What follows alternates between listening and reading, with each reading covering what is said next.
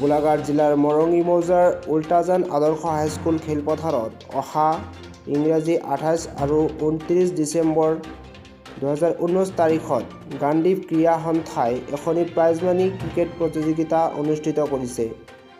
উক্ত প্ৰতিযোগিতাত গোলাঘাটৰ আগ্ৰহী ক্ৰিকেট দলসমূহৰ অংশগ্ৰহণ উদ্যোক্তাসকলে কামনা কৰিছে।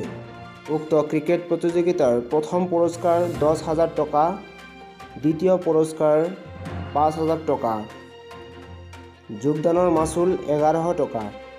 যোগাযোগৰ নম্বৰ 9864058192, আন এটা নম্বৰ 9365175537, আন এটা নম্বৰ 8638438766।